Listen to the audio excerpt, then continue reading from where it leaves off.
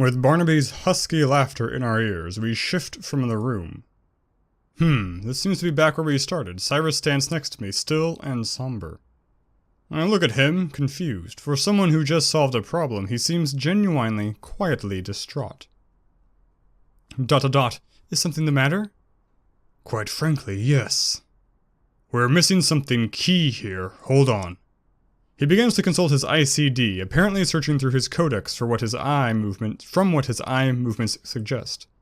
What exactly could be the problem? As far as I know, we'll still need to have someone mediate the situation between Gabria and Brighton, and potentially that between Brighton and Ferdia, but the threat of nuclear destruction should be out of the way, for now.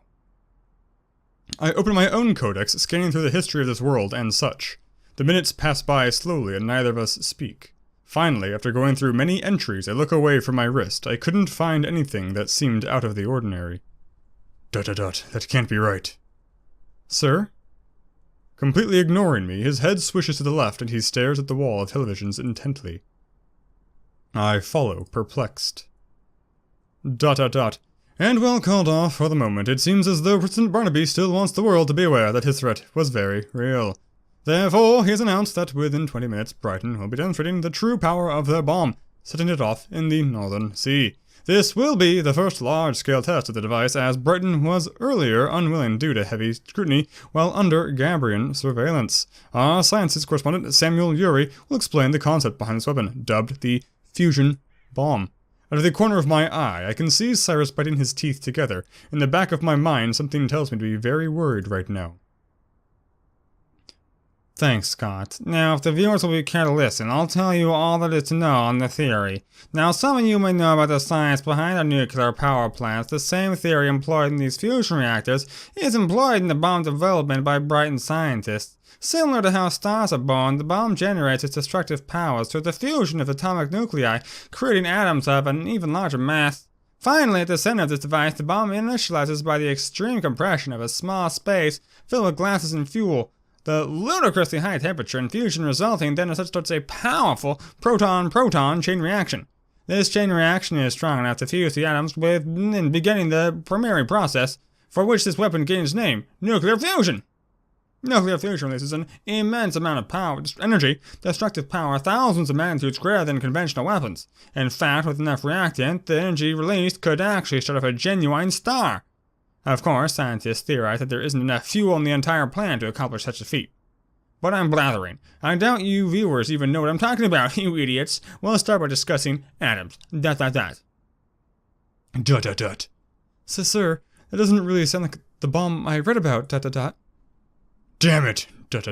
I should have guessed. This world is a bloody outlier in every other regard.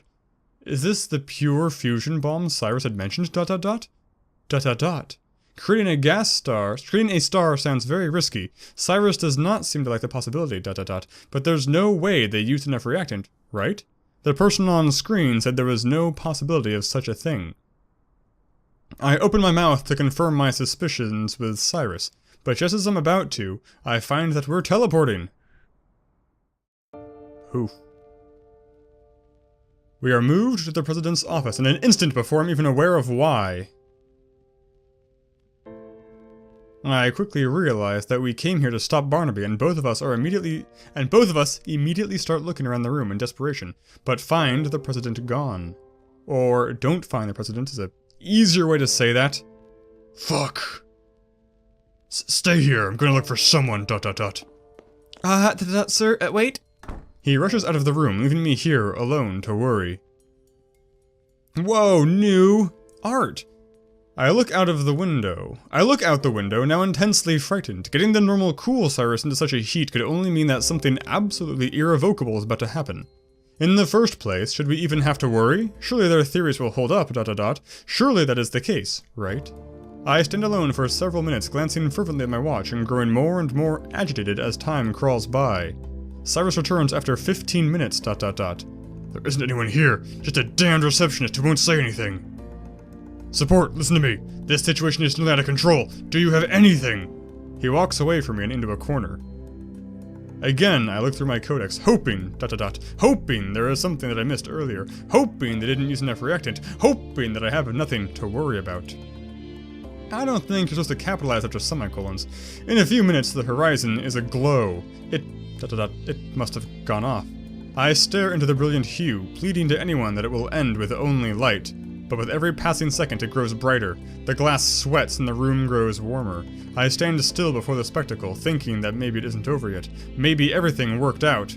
Cyrus is still somewhere in the room and yelling, though, so I think I must face the simple fact. I wanted nobody to die, and now, maybe everyone will. Is it my fault?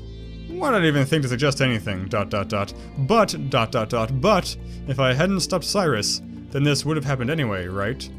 It's not my fault then. I was just trying to save everyone. I just wanted to make a difference. It's not my fault at all. Ugh. Cyrus has dived onto me from his corner, blocking the window light from my view. Is this it? Keep your head down. ... He covers my head and body with his arms and torso. We need to teleport like minutes ago. A whooping, deeply bass sound resonates from outdoors. The window has shattered. Ugh. Sir, He slides off me and collapses, clutching his arm. Sir. I gasp at the sight of where he is gripping. Glass has stabbed through his coat and blood leaks out from his sleeve. Also, along his back there are shards and his face is contorted viciously. On my knees, I begin reaching out to him, but quickly pull back. It would only make things worse to touch him. I look out of the window. That is no longer there. It, ... is not a beauty I care to know. No. Somewhere far away, I hear Cyrus yelling. We just felt the wave, that's what. It's becoming self-sustaining. It's beyond the point of no return. The reaction won't stop until the whole atmosphere is gone. This world is dead, understand? It's over. I failed. Now get us out of here. Cyrus, ... Hurry, damn it! I can't believe this, ... We failed.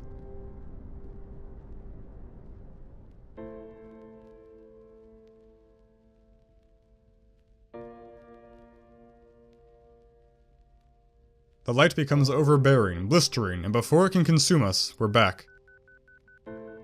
High radiation levels detected. Please remain calm and wait for emergency medical personnel to assist you. It, ... It even irradiated me, although I escaped? Where's my mentor, ... The words come out on their own and are spoken in earnest. I frantically look around the room till I find that he is right behind me, crumpled in a pile and breathing heavily. I'm here, Winter. Are we going to die?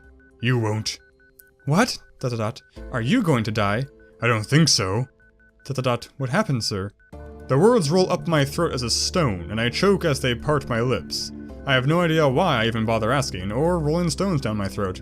Is it really all gone? The world was killed. Brighton had never tested their bomb, and it seems they overcompensated. A reaction that strong will use almost any of the lighter elements as fuel. So the atmosphere is consumed. It burned away in an instant, leaving the people to die. Was it really an instant? ... The next and last thing he says is spoken while looking up at me with bitterness and guilt in his eyes. I'm sorry, ... The pain and ache in his voice strikes through me and my heart thumps. I can't help but cry. I knew exactly what happened. I saw what happened. I know what happened. To call this realization devastating would not be an appropriately poignant description. My heart feels as though it's bleeding, broken, and damned. I don't even know exactly what I'm crying over now, just ... Comprehending this is difficult. It's difficult. It's hard ... Crying harder, my molars scraping together, I grind the lower of my palms into my eyes, trying to hold the flow back. I feel gross all over ... I'm sweating, cold water, and feeling like mud. My stomach turns and my emotions rise even harder. But we... Didn't we... Something wheels into the room, but I can't see it, I can only hear it. Nice. Taking my hands from my eyes, I see people in hazard suits walking towards us with a trolley in company. One comes near me, and again my words spill out. We're sick, right? We're irradiated and sick? You are, and you'll have to lie on the ground to get better, okay? The other people in the room crowd over. Cyrus, who decidedly deserves the extra attention. Will it be alright then? Yes, it'll be alright. You'll be alright, just lie down. What? What about my mentor? I'll be taking him to another room to look after his deeper wounds. Now, come on, you need to lie down. I do so, but fairly reluctantly. I have turned into a bag of saline. I feel like I'm going to throw up, and I've heard that throwing up while lying down can drown you. If you're on your back, you idiot! I don't tell her that, though, because I don't want to know if it means it's worse if I feel like throwing up. I want to think that I will be okay, even in this nausea. I just want to be okay, ... The paramedic lifts my arm and inserts an IV into the back of my hand. I flinch at the small pain, feeling more sensitive than usual. ... There, it should be perfectly fine from here. We're administering a drug that will clear away all the radiation inside you. It'll heal you rather quickly, it will even stop the later effects from coming on. You'll still feel the early symptoms eventually, though, and you aren't going to like it. It's going to hurt, and it's going to feel disgusting. What are these early symptoms exactly? Well, you'll feel weak, you'll feel dizzy, and you'll have a headache and a fever. The worst of it, though, will probably be the puking and diarrhea. What? No, I'm sorry, there really isn't anything we can do about it. She places her gloved hand on my forehead, wiping away my sweat and hair. She wiped away her hair? If you want it, we can put you to sleep and wait until the symptoms go away. I shake my head slowly. I don't want to sleep. I'll probably have nightmares or something, ... Which was this, your second shadowing? Everything went so wrong so quickly. I didn't even know anything from the start. Blaming yourself, are you? I... ... suggested it. ... Hick... ... I start crying again. Wrong voice. Raging, sadness, hatred of myself. And why? Because I don't take anything properly seriously. I was playing a game of words. I'm such... ... such an idiot. I told him to... I told him to why? Shh, let's stop talking about it, alright? I killed them, I saw it, It's like it burned me. It's like it's burned in me, Come on, you'll need to settle down. I shut up. I want to shut up. Talking puts vomit on my tongue anyway. Can I stay here for a while? Can you speak to me a little? Sure, you'll have to be here for a while anyway. I'll tell you about where I'm from, okay? Oh god. She does so, telling me about the northwestern country where she grew up, the vast fields and sinking meadows, the sheep and dancing breeze. Being from the Centerlands, I don't know the rolling verdant hills and grazing animals she speaks of. I know only lawns and trees. Streets with people riding by, distant mountains, corner stores, small buildings, and sidewalks with many faces, all a touch languishing. I can't picture that. I mostly know my room though, dark and quiet and calming. Why would they use calm as there? Familiar and safe, I'm really back, aren't I? Cyrus and I lived, I stopped thinking and let her speak softly, brushing me lightly and calming me down. Like a horse. No more hazard suit. Feeling any better, emotionally at least? She smiles, seeing this clearly without her suit on is nice. I feel like the most disgusting thing, but yes, emotionally, I am much more alright. Thank you. Don't mention it, do you want to get up now, or do you want to keep hearing me run my mouth? I like your voice. Thank you! I'll get up, I want to throw up now. At this, she jumps a little and rises, helping me up quickly and carefully. I waver and would be most completely unsteady if not for her hand. Alright. Do you need to throw up now, or can you hold it at all? I have been holding it for 30 minutes, She sighs in a manner of defeat. You should have said so. I can hold it a little longer. I can make it to my room. Are you sure? Yes. No, but I really want to go to my room. It isn't like my room back home, but it at least feels like a proper place to rest. Okay, then we'll hurry on. Before we exit the terminal, I look back at the bloodstains which indicate where Cyrus once lied. How long has it been since he was taken away? Is he doing well? I hope that he is, ... My roommate is at her desk when we arrive. Reading, it seems. Hey, Waverly. Oh, he went to your back. She starts to look up. How'd you think it? At the sight of me, she flinches and looks disbelieving.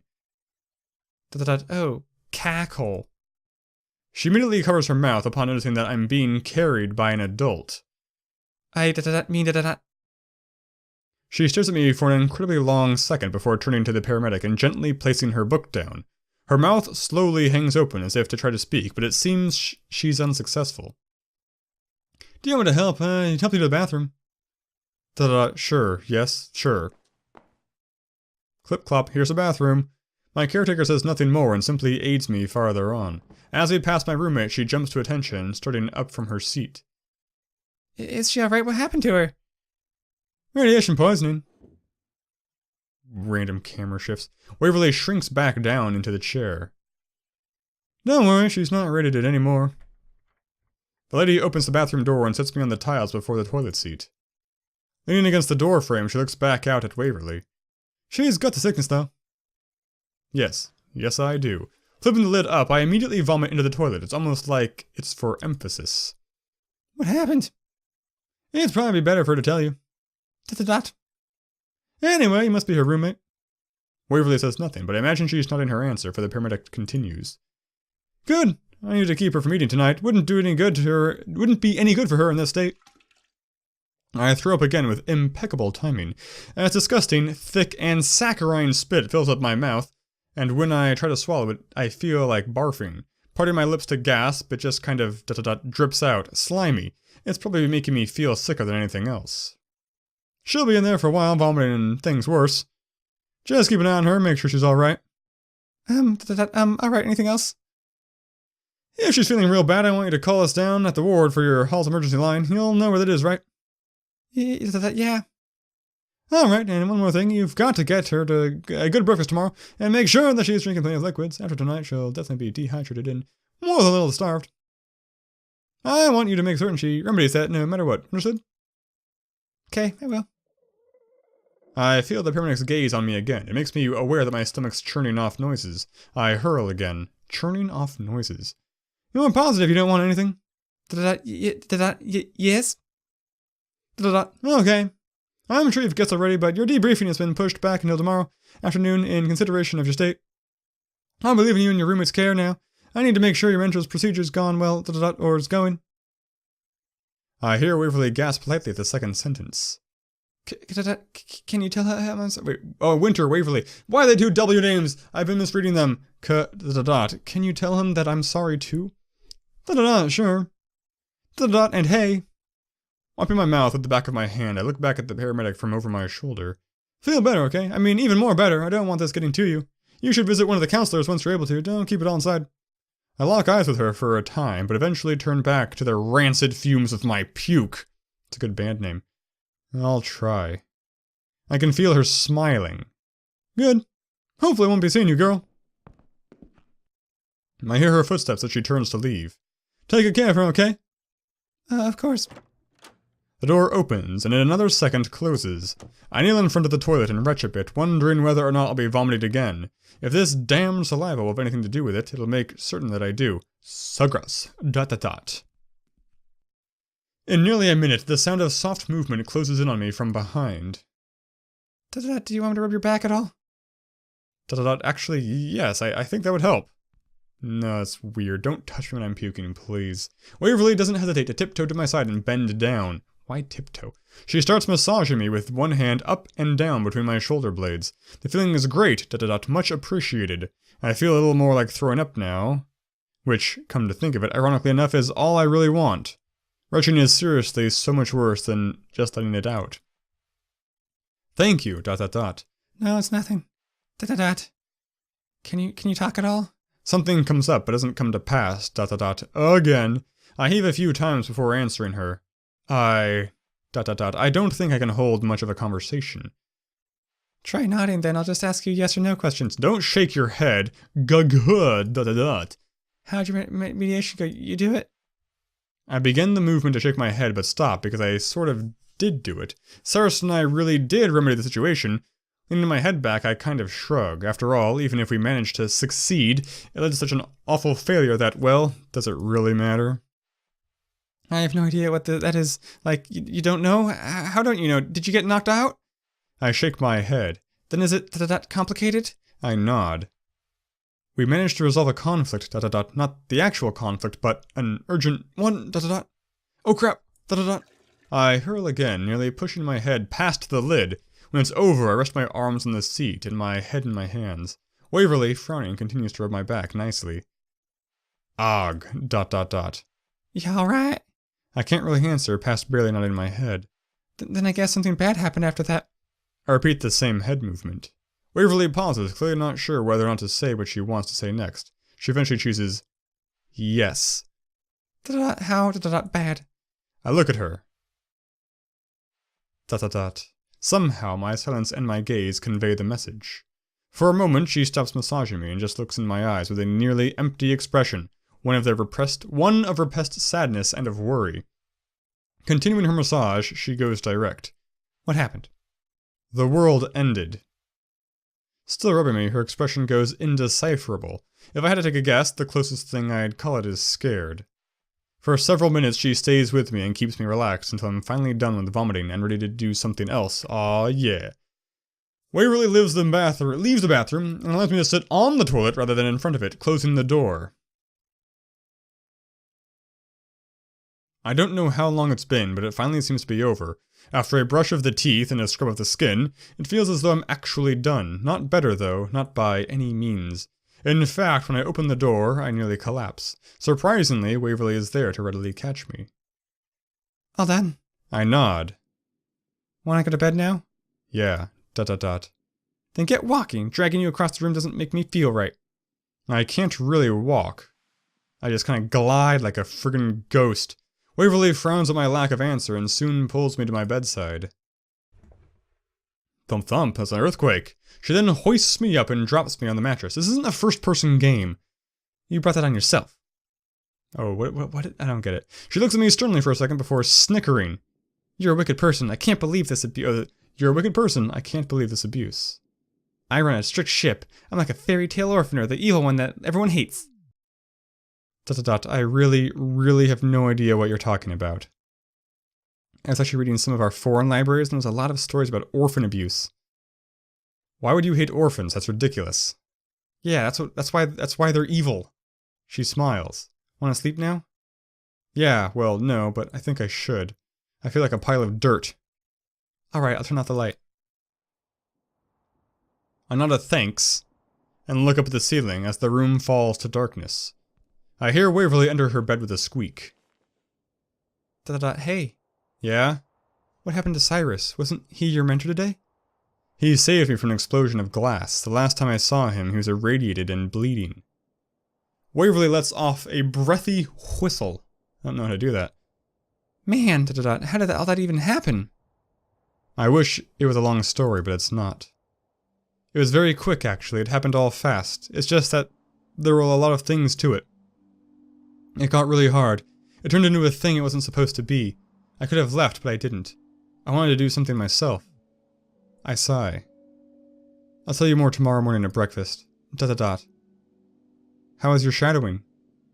Compared to yours, it sounds boring. I think all of ours were supposed to be boring. I went to a city and looked for a group of people who allegedly didn't exist. They did, and we found them hiding in shadows. You went to a place with, malleable physics? No, it was rigid. It was some kind of science or something. And man, don't ask me how because I've got no idea. None. ... Huh. ...